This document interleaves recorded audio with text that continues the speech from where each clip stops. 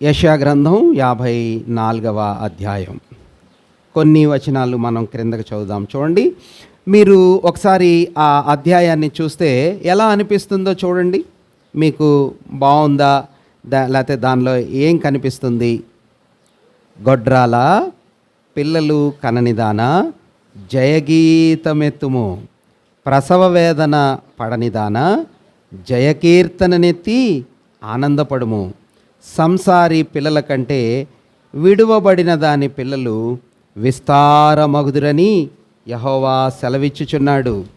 నీ గుడారపు స్థలమును విశాలపరచుము, నీ నివాస స్థలముల తెరలు నిరాటంకముగా సాగనిమ్ము, నీ త్రాళ్ళు పొడుగు చేయుము, నీ మేకులను దిగగొట్టుము. కదా, కుడివైపునకును ఎడమవైపునకును నీవు వ్యాపించెదవు. నీ సంతానము అన్యజనముల దేశమును స్వాధీనపరుచుకొనును, పాడైన పట్టణములను నివాస స్థలములుగా చేయును. ఆ క్రిందకి మీరు అలా చదువుకుంటూ వెళ్తే అధ్యాయమంతా మీరు ఎప్పుడైనా గమనించండి, చదవండి, చాలా దివ్యంగా ఉంటుంది. నీకు భయపడనక్కర్లేదు. 4వ వచనం చూడండి, నువ్వు భయపడనక్కర్లేదు, నువ్వు సిగ్గుపడనక్కర్లేదు. నీ మీద ఉన్న నింద, నీ మీద ఉన్నటువంటి వేదన, బాధ అదంతా తొలగించేస్తాను. నేనే నీకు భాగస్వామిగా, భర్తగా, యజమానునిగా ఉంటాను. 5వ వచనం చూడండి, నిన్ను సృష్టించిన వాడు నీకు భర్త అయి ఉన్నాడు. కదా, ఇశ్రాయేలీల పరిశుద్ధ దేవుడు నీకు విమోచకుడు. మధ్యలో నుంచి నేను చదువుతున్నాను.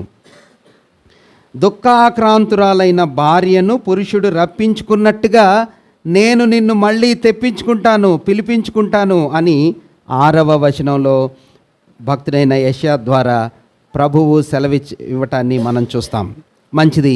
అలాగా ఈ అధ్యాయం అంతా కనిపిస్తుంది. దీన్ని ఏమని చెప్పొచ్చు?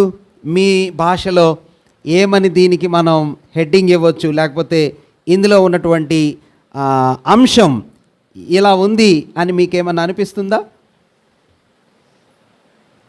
ఏమనిపించట్లేదా?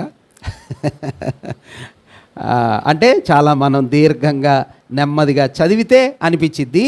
ఒకటేసారి అట్లా నేను సడన్గా చెప్తే మీకు దాన్ని అర్థం చేసుకోవటం కూడా కొంచెం కష్టమే. కానీ వ్యక్తిగతంగా మీరు ఈ మాటలను, ఈ అంశాలను ధ్యానం చేయాలి.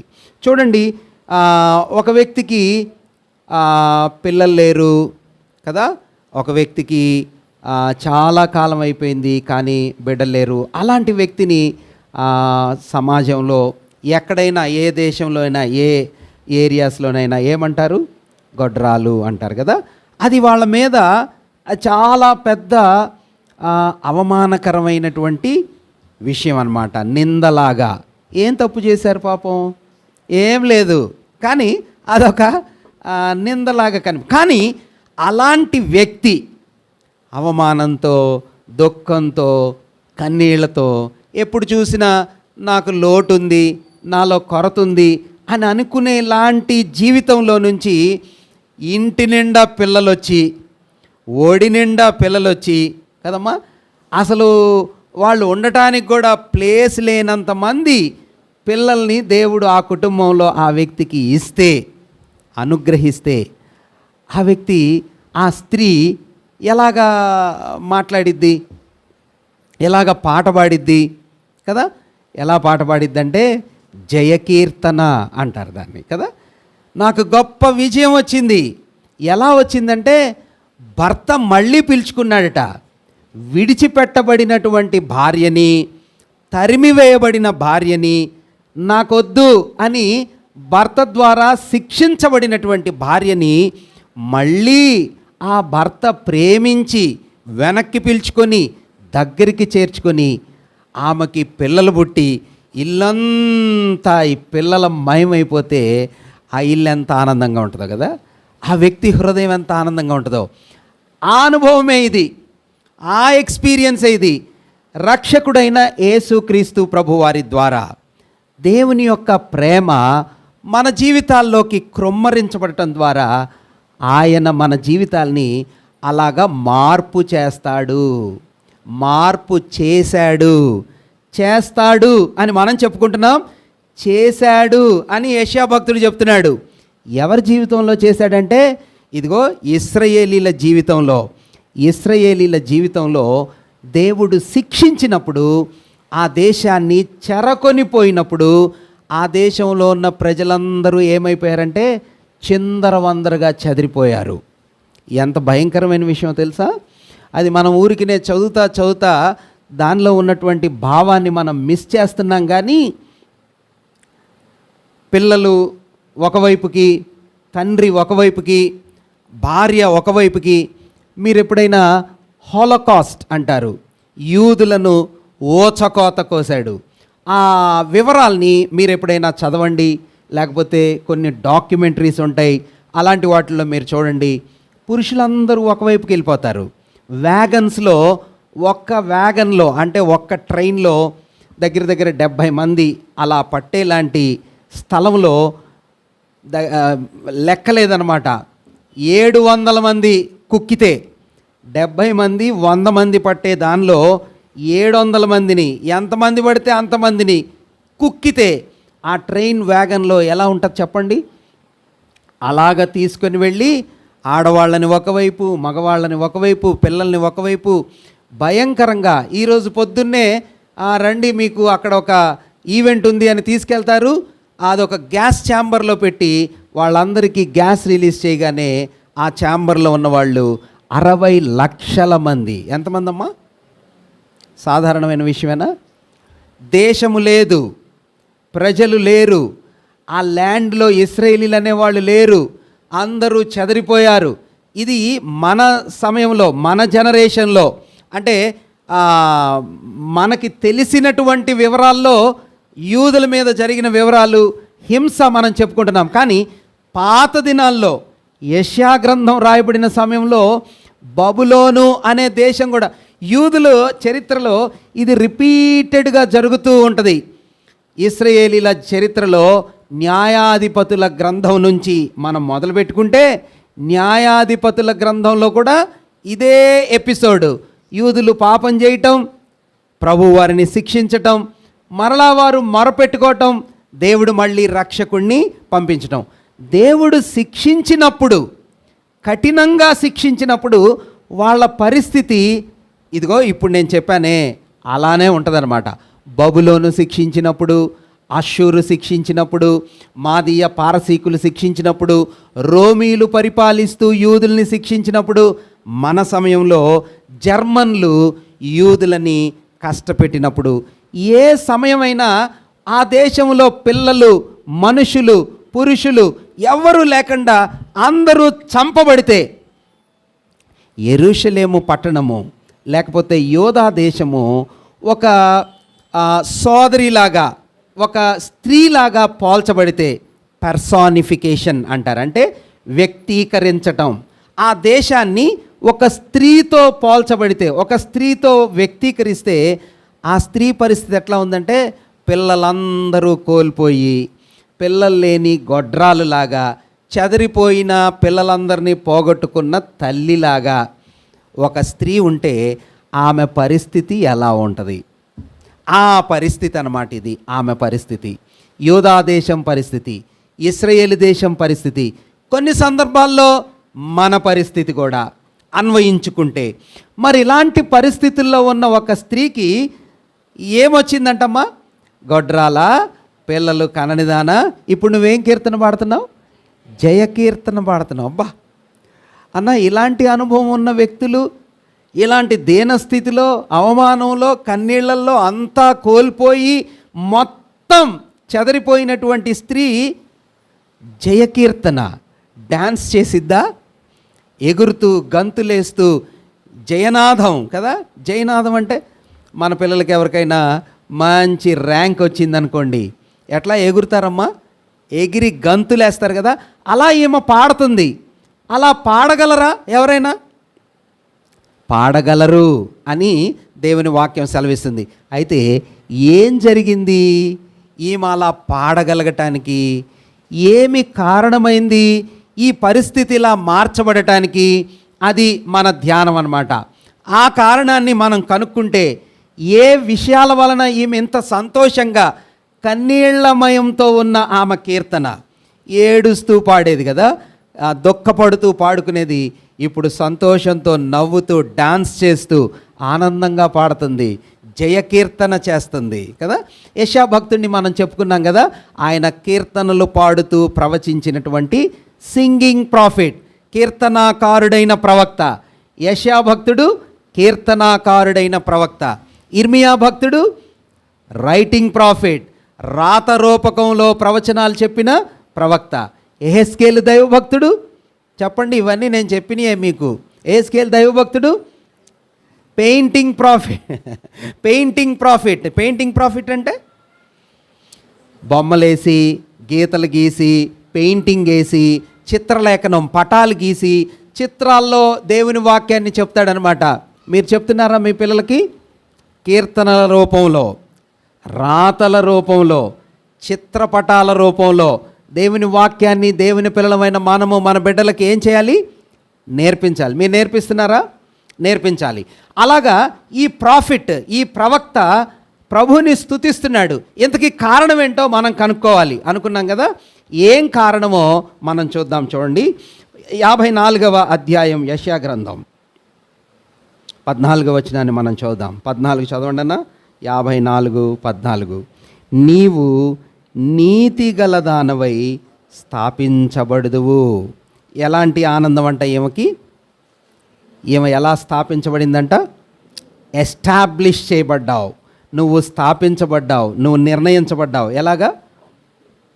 నీతిగల దానవై స్థాపించబడుదువు. అంతకుముందు 6వ వచనం ఉంది కదా, 54:6వ వచనంలో, 54:6వ వచనంలో, 6వ వచనం ఆఖరి భాగం నుంచి 7వ వచనం చూద్దాం. చూడండి, నిమిషమాత్రము నేను నిన్ను విసర్జించి తిని, గొప్ప వాత్సల్యముతో నిన్ను సమకూర్చెదను. మహోద్రేకము కలిగి నిమిషమాత్రము నీకు విముఖుడనైతిని. ఇప్పుడు నిత్యమైన కృపతో నీకు వాత్సల్యము చూపుదును అని నీ విమోచకుడగు యెహోవా. ఏం జరిగిందంటన్నా? అప్పుడేమో ఆయన, మీకు అర్థం కాలేదా? అప్పుడేం చేశాడంట? ఆయన కోప్పడ్డాడు, విసర్జించాడు, కాదన్నాడు, త్రోసేశాడు. కానీ ఇప్పుడేం చేస్తున్నాడు? ప్రేమ చూపిస్తున్నాడు, దగ్గరికి చేర్చుకుంటున్నాడు, ఆదరిస్తున్నాడు, కౌగలించుకుంటున్నాడు, పిలుస్తున్నాడు, నీతిమంతురాలుగా ఆమెని పిలుస్తున్నాడు. అప్పుడేమో కోపగించుకొని బుద్ధి లేని వ్యక్తి, శిక్షించబడాల్సిన వ్యక్తి అని బాగా కఠినంగా ఆ స్త్రీని ఒక పురుషుడు, భర్త ఏం చేశాడంట? శిక్షించాడు, విడిచిపెట్టేశాడు, వదిలేశాడు. కానీ మళ్ళీ కొంచెం సేపు అయిన తర్వాత అంటున్నాడు, అప్పుడు నేను అలా చేశా కానీ ఇప్పుడు మళ్ళీ నిన్ను దగ్గరికి చేర్చుకొని అంటున్నాడు, నేను నిన్ను నీతిమంతురాలుగా చేశాను, నీతిగల దానవై నువ్వు స్థాపించబడతావు. ఏం జరిగింది? ఎందుకు అప్పుడు కోపడ్డాడు? ఎందుకు ఇప్పుడు ఆమెని అలా చేస్తున్నాడు? నీతిమంతురాలవుగా, నీతిగల దానవై స్థాపించబడతావు. కారణం ఏంటంటే ఆరాధనలోనూ అనేక సందర్భాల్లో మనం జ్ఞాపకం చేసుకుంటాం కదా. చూడండి, 53వ అధ్యాయం 11వ వచనం చూడండి, యెషయా గ్రంథం 53:11. అతడు తనకు కలిగిన వేదనను చూచి తృప్తి నొందును. నీతిమంతుడైన నా సేవకుడు జనుల దోషములను భరించి తనకున్న అనుభవ జ్ఞానము చేత అనేకులను నిర్దోషులుగా. అమ్మ, ఆన్సర్ దొరికిందా మీకు? దొరకలేదా? అసలు క్వశ్చన్ అర్థమైందా మీకు? ఏంటిదంట నాన్న? క్వశ్చన్ ఏంటి, ఆన్సర్ ఏంటి? మీరు చెప్పండి. అంటే మీకు అర్థం కాలేదని నాకు తెలుస్తుంది. క్వశ్చన్ ఏంటమ్మా?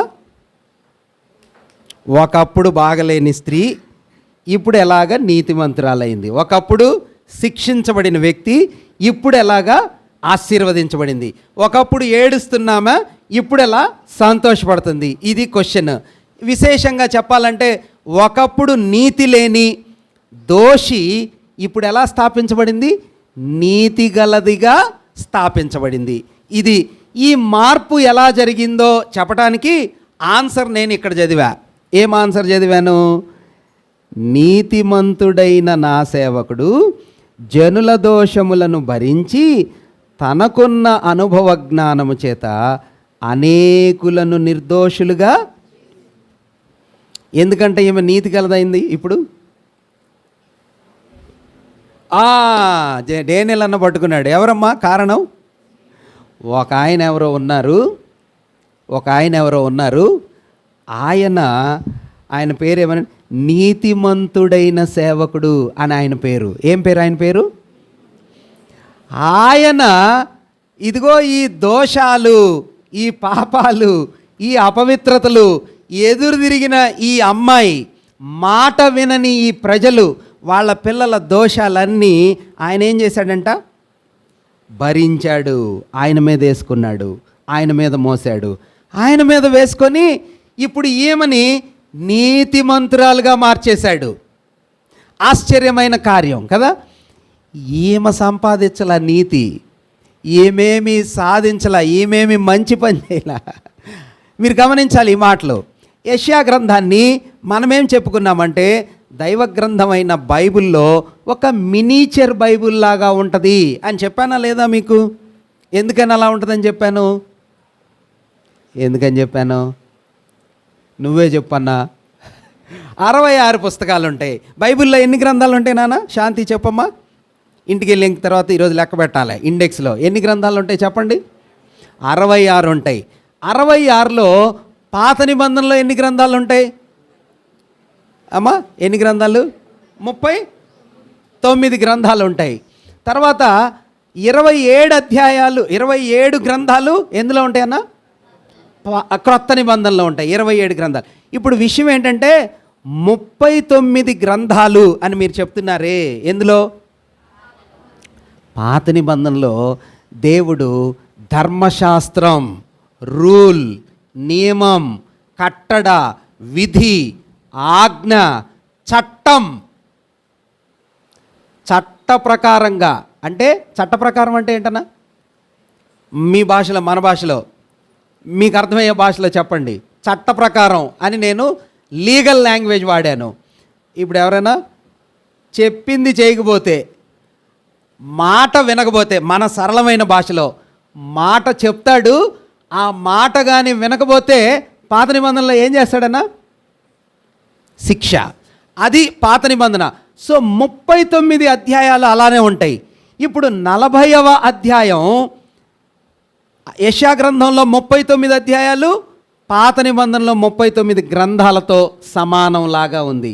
ఇప్పుడు క్రొత్త నిబంధనలో 27 అధ్యాయాలు, క్రొత్త నిబంధనలో 27 పుస్తకాలు, యెషయా గ్రంథంలో ఆఖరి 27 అధ్యాయాలుగా మనకి కనిపిస్తూ ఉన్నాయి అన్నమాట. అంటే 40వ అధ్యాయం నుండి 66వ అధ్యాయం వరకు ఈ అధ్యాయాలన్నీ దేని పోలికగా కనిపిస్తున్నాయి అంటే క్రొత్త నిబంధనకు పోలికగా కనిపిస్తున్నాయి.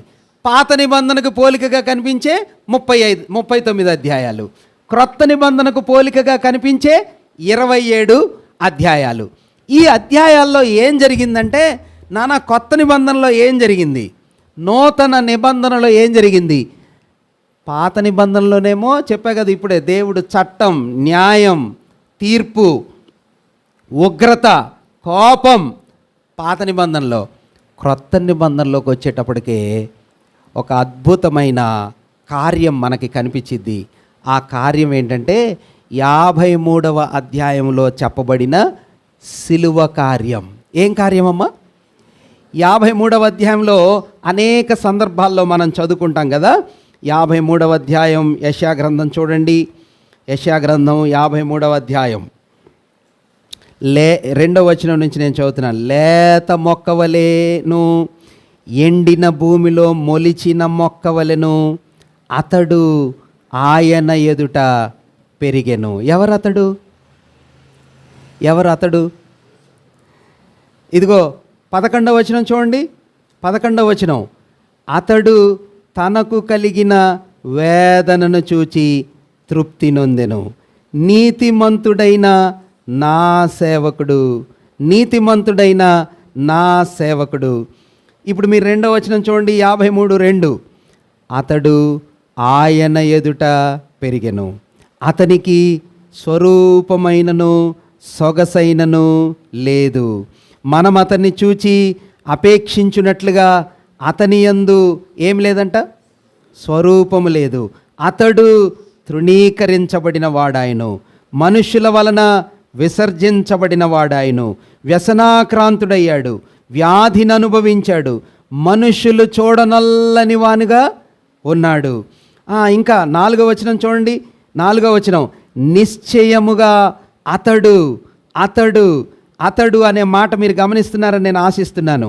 నిశ్చయముగా అతడు మన రోగములను భరించెను, మన వ్యసనములను వహించెను, అయినను మొత్తబడిన వానిగాను, దేవుని వలన బాధించబడిన వానిగాను, శ్రమనొందిన వానిగాను మనము అతనిని ఎంచితిమి. అమ్మా, మన అతిక్రమ క్రియలను బట్టి ఎవరంట?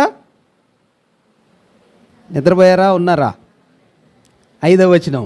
మన అతిక్రమ క్రియలను బట్టి, మీరు చదవండి అందరూ.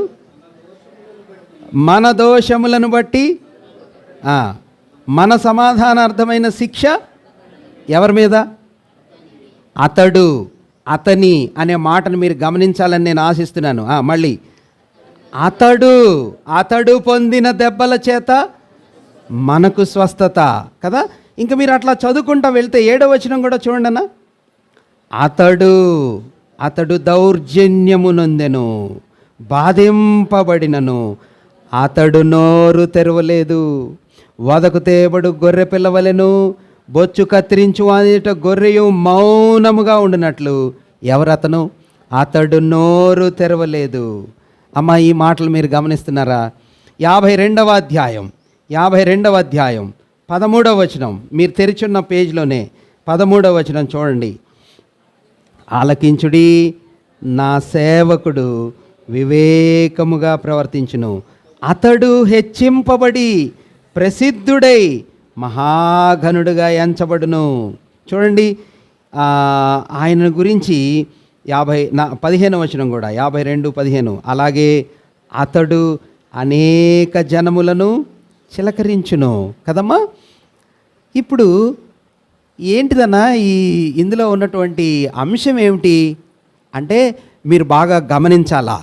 ఏంటంటే 54వ అధ్యాయంలో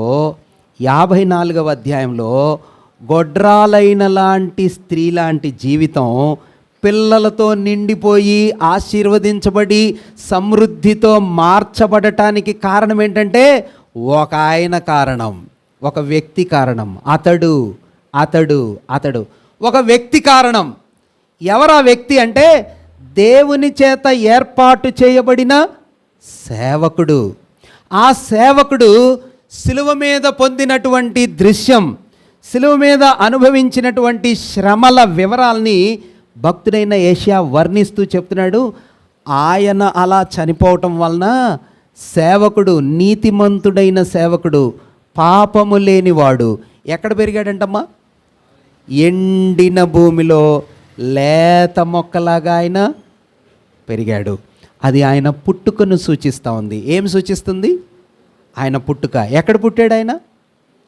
ఎండిన భూమిలో మొలిచిన మొక్క. ఎక్కడైనా మీరు ఎండిన భూమిని చూసారా అన్న? ఎక్కడైనా ఎండిన భూమి చూసారా? ఎక్కడ చూశారు? ఎండిపోయిన భూమి. పొలం పనులు చేసేవాళ్ళు ఉంటే చెప్తారు. ఎక్కడ చూసారమ్మా ఎండిన భూమి? తెలుసా మీకు ఎండిన భూమి? ఎవరికి తెలుసు? సిటీల్లో, గుంటూరు సిటీల్లో ఎవరికి తెలుసు? నీకు తెలుసా? తెలీదు. వెరీ గుడ్, కరెక్ట్గా చెప్పావు. మంచి మాట చెప్పావు. ఎండిన భూమిని నేను చూసా. ఎంత ఎండిపోయిన భూమిని అంటే సముద్రపు నేల, అంటే సాల్ట్తో మిక్స్ అయిన నేల. సాల్ట్ అంటే ఉప్పుతో కలిసినటువంటి నేల.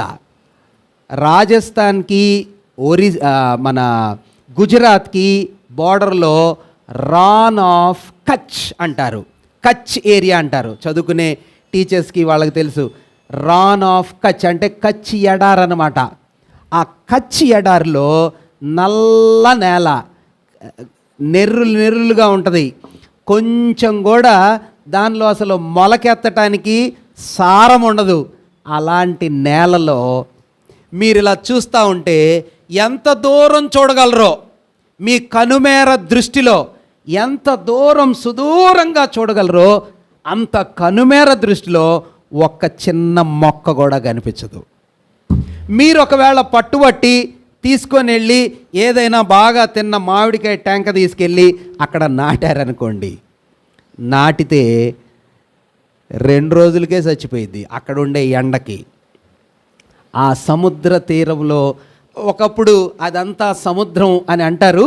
ఆ సముద్రం ఎండిపోయి నీళ్లు రిసీడ్ అయిపోయి అంటే ఇంకిపోయి అలాగా ఆ నేల తయారయ్యింది అని అక్కడ వివరణ. ఏదేమైనా అంత జియోలాజికల్ సెన్స్లో నాకు తెలియదు, కానీ ఆ నేల అలా కనిపిస్తుంది. ఏది నాటినా బ్రతకదు.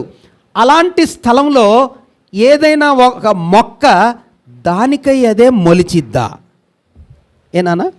దానికై అదే మొలవగలదా? దానికై అదే పుట్టగలదా? లేదు. ఒకవేళ అలాంటి స్థలంలో, ఆ రాన్ ఆఫ్ కచ్ లాంటి స్థలంలో, లేకపోతే మీకు తెలిసినటువంటి బంజరు భూమిలో, నీళ్లు లేని స్థలంలో, ఎండ తగిలే స్థలంలో అసలు మొక్కలు పుట్టడానికి అవకాశమే లేని పరిస్థితుల మధ్యలో ఒక చిన్న మొక్క చిగురాకులతో పైకి మొలిచిందనుకోండి, ఆ మొక్కను చూస్తే మీరేమంటారు? చాలా ఆశ్చర్యం కలిగిద్ది. ఎందుకు ఆశ్చర్యం కలిగిద్దంటే, ఇది మానవుని యొక్క ప్రయాస వలన, మానవుని యొక్క లేబర్ వలన గుంట తవ్వి నీళ్లు పోసి మొక్క నాటి విత్తనం వేసి అలా మనుషుల వలన కలగలా. ఇది దేని వలన కలిగిందంటే ఎడారిలో ఇదేదో పరలోకపు దేవుని సూపర్ న్యాచురల్ అన్న అలాంటి మొక్క అయిన పాపభ్రష్టత్వంతో నింపబడిన మనుషుల మధ్యలో కన్యక మరి అయిన గర్భములో నుంచి, పాపసహితులైన మనుషులలో నుంచి ఒక చిగురాకులతో కూడిన మొక్క పుట్టినట్టుగా పాపము లేని పాపరహితుడైన ఒక చిన్న శిశువు మన కొరకు ఉద్భవించాడు. నీతిమంతుడైన సేవకుడు, పాపమెరుగని వాడు, పాపము లేనివాడు, నిందారహితుడు, ఆయన పుట్టుక నుంచే దైవ స్వారూప్యతలో దైవ శక్తి చేత ఆయన నింపబడినవాడు. అలా లేత మొక్క ఎండిన భూమిలో పుడితే ఎలా ఉంటుందో అలా పుట్టాడు. ఆయన పెరిగిన విధానం, ఆయన యవ్వన దశ చూడండి. ఆయన ఎలా పెరిగాడంట? పెరగటం. అతడు ఆయన ఎదుట పెరిగెను, అతనికి స్వరూపము లేదు, సొగసు లేదు, మనం అతన్ని చూచి అపేక్షించున్నట్లుగా అతని యందు స్వరూపం లేదు. ప్రియమైన సహోదర సహోదరులారా, ఈ ఉదయకాల సమయంలో మీరు నేను అర్థం చేసుకోవాల్సిన విషయం ఏమిటంటే, యేసుక్రీస్తు ప్రభు వారి యొక్క జీవితం, ఆయన పుట్టుక, ఆయన సేవ, ఆయన శిలువ మీద మరణం పొందిన విధానం, ఆయన పునరుద్ధానుడుగా లేచిన విధానం భూప్రపంచానికి మార్పును తీసుకొని వచ్చింది. భూప్రపంచానికి కాదు, పాపి హృదయానికి మార్పును తెచ్చింది. ఒకవేళ మీరు సాధన చేసి మార్పు చెందుంటే మీ మార్పు కొద్ది కాలమే. మీరు ఒకవేళ ఏదైనా అభ్యాసం చేసి మీ సొంత శక్తి చేత మీ జీవితాల్లో ఏదైనా మార్పు తెచ్చుకొని ఉంటే అది కొన్ని రోజులే. నాకు తెలిసిన స్నేహితులు చాలామంది ఉన్నారు, 3 నెలలు 6 నెలలు అన్ని అలవాట్లు మానేసి ఉంటారు. మళ్ళీ కొన్ని రోజులైన తర్వాత, కానీ నాకు తెలిసినటువంటి విశ్వాసులు ఉన్నారు. నా జీవితంలో నేను ఎరుగుదును, పాపములో ఉన్న వ్యక్తి, భ్రష్టత్వంలో ఉన్న వ్యక్తి, వ్యభిచారులు, దొంగలు, క్రూరులు, అపవిత్రులు సిలువ వైపు చూసి, యేసయ్యని చూసి, ఆయన ప్రేమను చూసి, ఆయన పాపి కొరకు చేసిన త్యాగాన్ని చూసి, ఆయన పునరుద్ధానపు బలాన్ని చూసి మార్పు చెందినటువంటి పాపులున్నారు. విశ్వాసులుగా మారిన వారు ఉన్నారు. వారు సంఘాల్లో ప్రభు సేవ చేయటం నేను ఎరుగుదును, మీరెరుగుదురు. ఈ ఉదయం మన పాఠం ఏమిటంటే, క్రొత్త నిబంధనలో సిలువ ద్వారా, యేసయ్య ప్రేమ ద్వారా, ఆయన మరణము పొందిన పద్ధతి ద్వారా, ఆయన తిరిగి లేచిన విధానం ద్వారా ఒక పాపి జీవితం, గొడ్రాలు లాంటి అనుభవం మారిపోయిద్ది, మార్చబడిద్ది.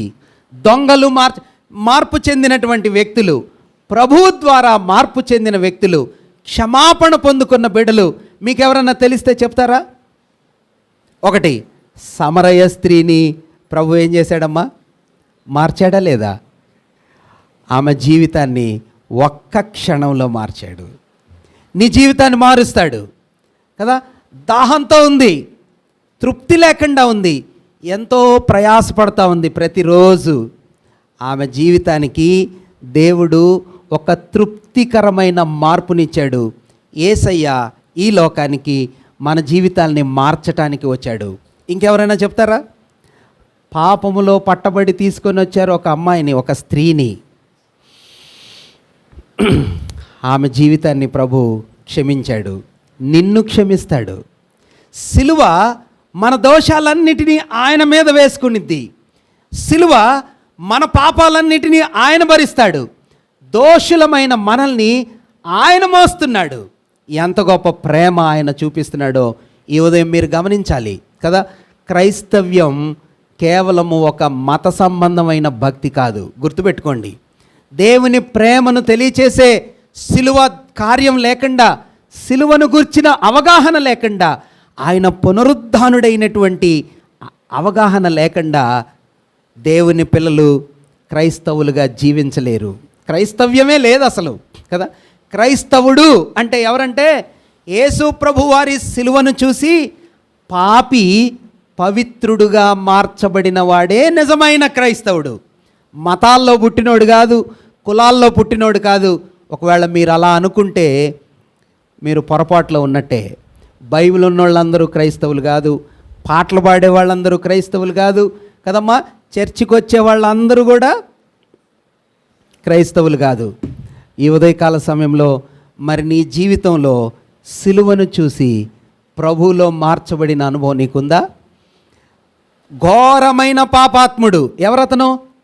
సౌలు అని పిలుస్తారు.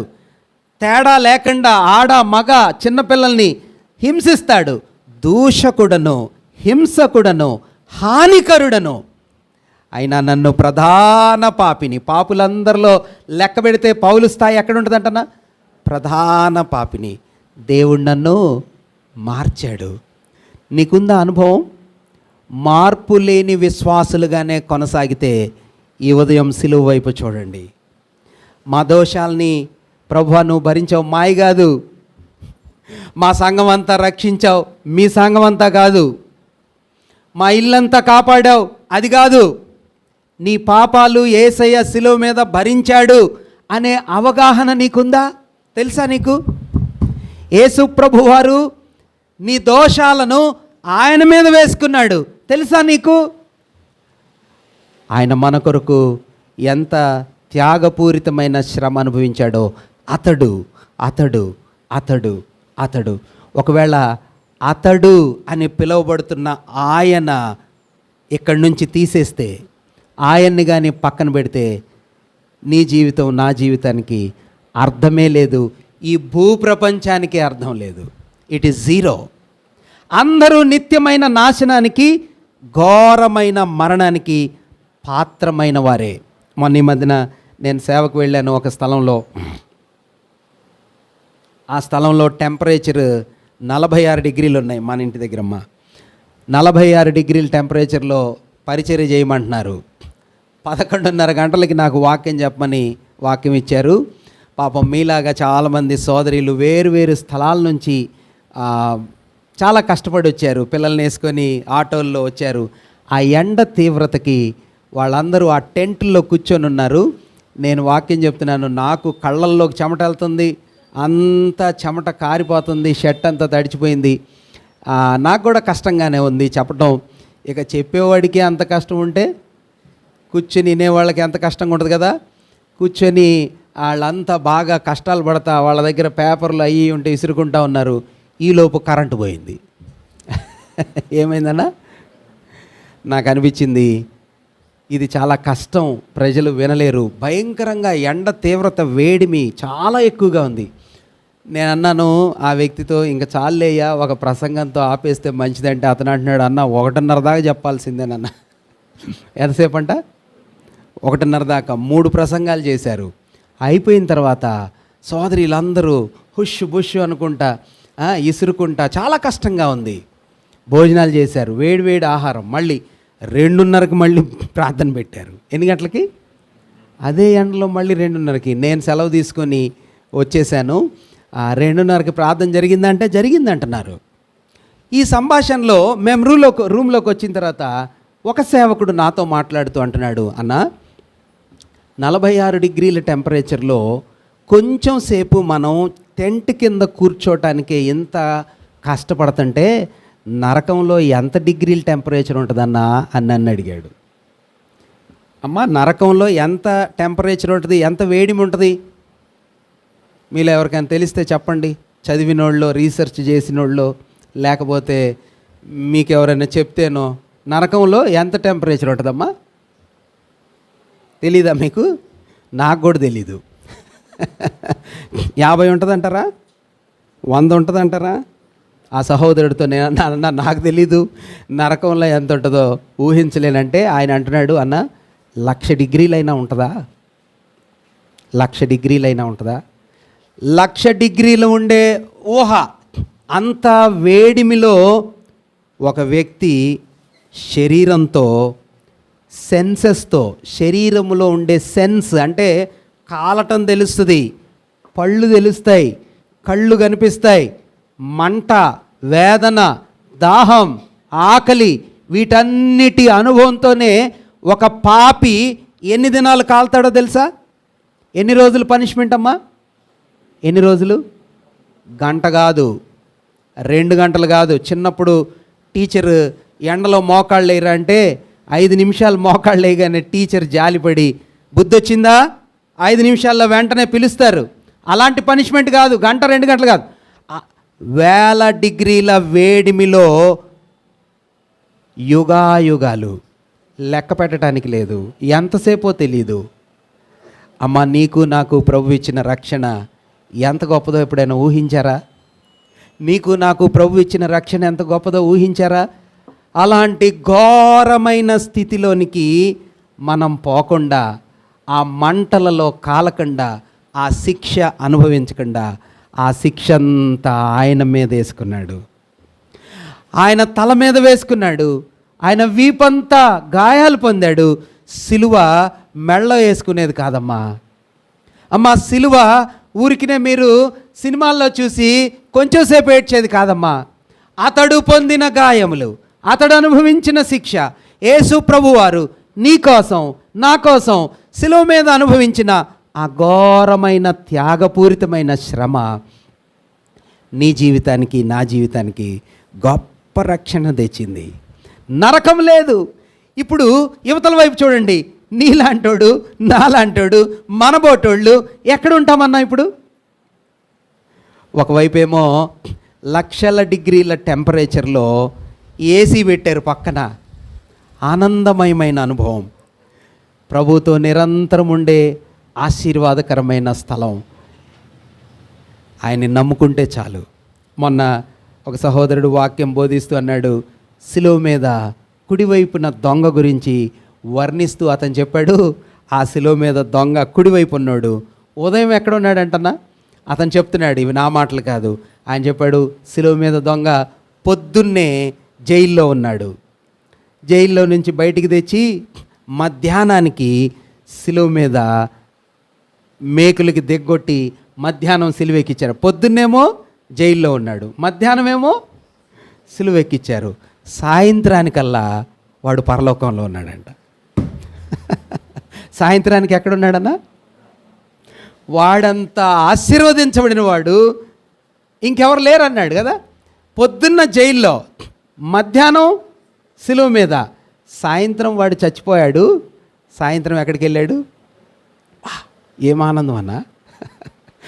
వాటంట పరలోకంలో పిలిచి దేవదూత అడిగాడు. ఊహ, నిజం కాదు, బైబిల్లో ఎక్కడా లేదు. అర్థం చేసుకోవటానికి, మన రక్షణ యొక్క గొప్పతనాన్ని అర్థం చేసుకోవటానికి అరే నువ్వు ఇంత పెద్ద భాగ్యం ఏది పరలోకంలో ఇట్లా సడన్గా ఎవరు రాలేదురా ఇంతవరకు, నువ్వేరా ఫస్ట్ వచ్చింది, రిబ్బన్ కట్ చేసినట్టు వచ్చావు, బైబిల్ అంతా చదివావా అంటే వాడంటే అసలు నాకు బైబిలే తెలీదు.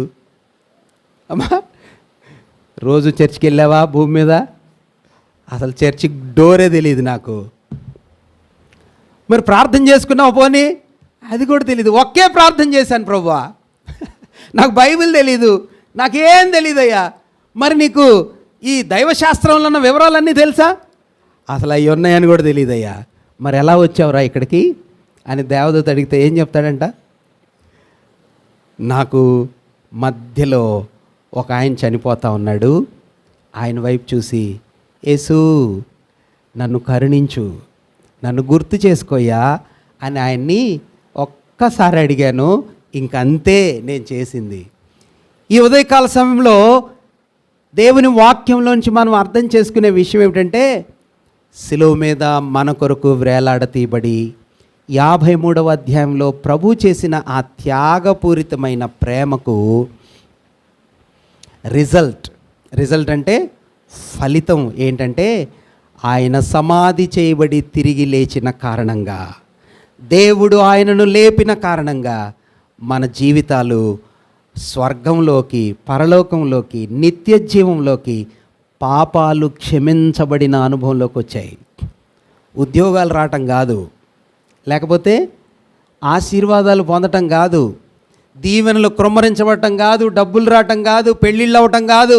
యేసు ప్రభు వారి శిలువ దృశ్యం, యేసయ్య శిలువ శ్రమ 53వ అధ్యాయం గొడ్రాలి జీవితాన్ని మార్చింది కదా అన్న. 53వ అధ్యాయంలో ఉన్న శిలువ దృశ్యం ద్వారా ఇశ్రాయేలీల జీవితం రెస్టోర్ చేయబడింది. దీని అర్థం ఏమిటంటే, ఇశ్రాయేలీల జీవితం తిరిగి కట్టబడింది. గొడ్రాలి లాంటి విడవబడిన ఆమె స్థితి తిరిగి దీవించబడింది, రెస్టోర్డ్, మరలా తిరిగి జన్మించింది. అది కరెక్ట్ మాట. 55వ అధ్యాయం చూడండి, యెషయా గ్రంథం 55. యెషయా గ్రంథం 55వ అధ్యాయం 1వ వచనం చదువుతారా? 1వ వచనం దప్పిక కొనిన వారలారా నీళ్ళ యొద్దకు రండి,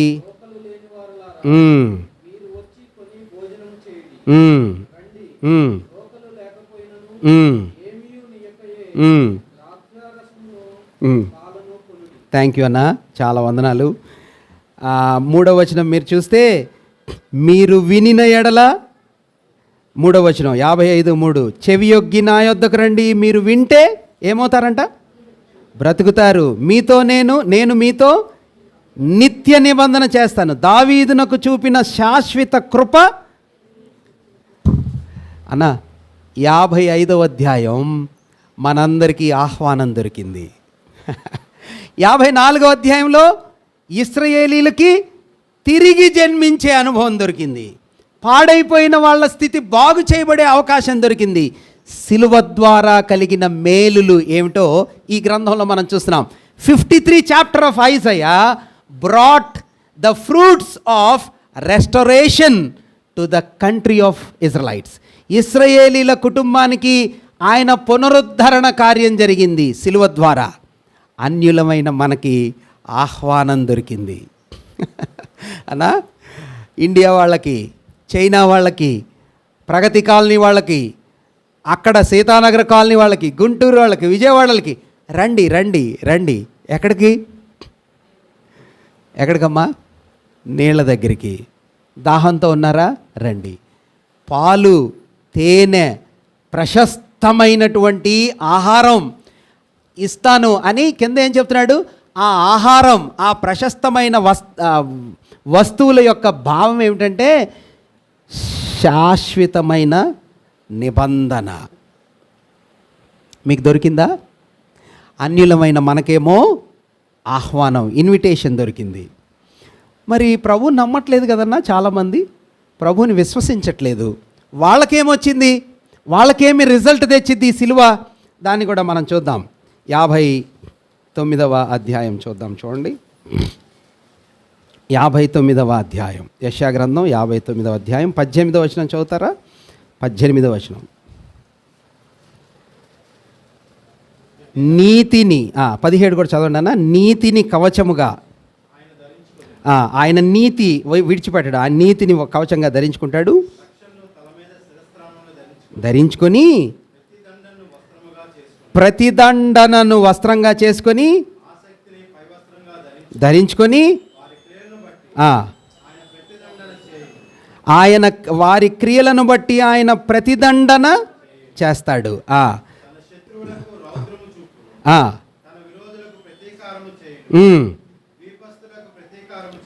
మాటినోళ్ళకేమో ప్రతీకారం చేస్తాడు అనా. అమ్మా, మీరు ఇవి చాలా సింపుల్ ట్రూత్స్ మీరు గ్రహించాలని, పట్టుకోవాలని నేను ఆశిస్తున్నాను. సిలువ ద్వారా జరిగినటువంటి ఫలం ఏంటంటే, ఇశ్రాయేలీలు తిరిగి ప్రభువులోకి కట్టబడటానికి వాళ్ళకి అవకాశం దొరికింది. అన్యులమైన మనకి ప్రభు దగ్గరకు చేరటానికి ఆహ్వానం దొరికింది. ప్రభువుని విశ్వసించని వారు ఉన్నారే, ఆయన మీద తిరుగుబాటు చేసేవాళ్ళు ఉన్నారే, సిలువ దృశ్యం బలహీనమైనదిగా, అల్పమైనదిగా కనిపిస్తుంది కదా. అలానే అనుకోవాకండి. ఆ సిలువను ఆధారం చేసుకొని ఆయన తీర్పు తీర్చబోతున్నాడు. అదే సిలువను ఆధారం చేసుకొని ఆయన ప్రతిదండన చేయబోతున్నాడు. నా కుమారుడి ద్వారా చూపించబడిన ప్రేమ మీరెందుకు అర్థం చేసుకోలేదని ఆయన తీర్పునకు ఆధారమైనటువంటి కార్యం ఏంటంటే సిలువే. దేవుడు రేపొద్దున తీర్పులో ఒక్కొక్క వ్యక్తిని నిలబెట్టి అడిగేటప్పుడు, నువ్వు తాగుబోతువురా అందుకే నిన్ను నరకంలో వేస్తున్నా అని చెప్పడు. నువ్వు వ్యభిచారివిరా అందుకే నిన్ను నరకంలో వేస్తున్నా అని చెప్పడు. నువ్వు దొంగవిరా, నువ్వు దొంగతనాలు చేసావు అందుకని నేను నిన్ను నరకంలో వేస్తున్నా అని అనడు. ఆయన ఏమడుగుతాడంటే, నువ్వు ఎట్టా జీవించినా కానీ, నువ్వెంత ఘోర పాపంలో జీవించినా కానీ, నా ప్రియ కుమారుని నీ కోసం పంపించే కదా, సిలువ మీద ఆయన చనిపోయాడు కదా, ఆయన తిరిగి లేచి పునరుద్ధానుడయ్యాడు కదా, ఆయన్ని నువ్వెందుకు నమ్మలేదురా? ఆయన సిలువను ఆధారం చేసుకొని పాపికి ప్రతిదండన ఉంది, గుర్తుపెట్టుకోండి కదా. ఆయన సిలువ ఇశ్రాయేలీలకి తిరిగి కట్టబడ్డారు. ఆయన సిలువ ద్వారా మనము ఆయన దగ్గరికి ఆహ్వానించబడ్డాం. పాపి ఆయన సిలువ ద్వారా ప్రతిదండన పొందుతాడు. మరి ఇశ్రాయేలీలు మనందరం కూడా ఆయన సిలువ ద్వారా 1000 ఏండ్ల పరిపాలనలో నిత్యమైన రాజ్యంలోనికి మనం ప్రవేశిస్తాం. ఆ మాటను కూడా చూసి క్లోజ్ చేద్దామా? 60వ అధ్యాయం చూడండి అన్న. 65 చూస్తారా? 60వ అధ్యాయం నుంచి ప్రభు యొక్క 1000 ఏండ్ల పరిపాలన విధానాల వివరాలు ఉంటాయి.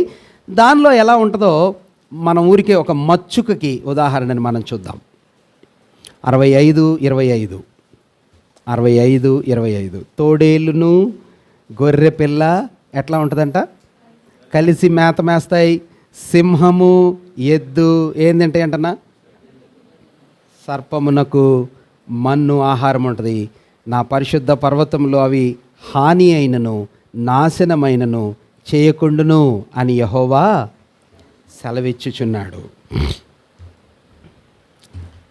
ఇశ్రాయేలీలు, అన్యులు, ప్రభు నమ్ముకున్న అందరికీ కూడా ఆయన రాజ్యములో, ఏ రాజ్యం ఇదే ఇప్పుడు చదువుకున్నామే, సింహము ఎద్దు పక్క పక్కన ఉంటాయంట. ఎట్లా ఉంటాయన్నా? సింహము ఎద్దు, ఇంకా తోడేలు, అమ్మా తోడేలు గొర్రెపిల్ల, తోడేలు గొర్రెపిల్ల. గొర్రెపిల్ల పక్కన ఉంటే తోడేలు ఏం చేసిద్దన్నా? చీల్చి తినేసిద్ది కదా. సింహం పక్కన ఎద్దుంటే అది కూడా చాలా హాని లేదు, ప్రమాదం లేదు, శాంతి, నెమ్మది, ఆనందం, నిత్యమైన సంతోషం ఉండే మహిమ రాజ్యంలో మనందరికీ అవకాశం దొరికింది. దేనివలన? యెషయా గ్రంథం 53వ అధ్యాయంలో ప్రభు చేసిన సిలువ త్యాగం వలన ఈ మేలులన్నీ మనం పొందుకుంటాం కదా. మన జీవితాలు మార్చబడతాయి. అలాంటి గొప్ప దీవెన అనుభవం మనకి కలుగునట్లు మనం పొందగలిగినట్లు ఈ వాక్య వచనాలు ప్రభు మనందరి వినికిడిలో దీవించునుగాక.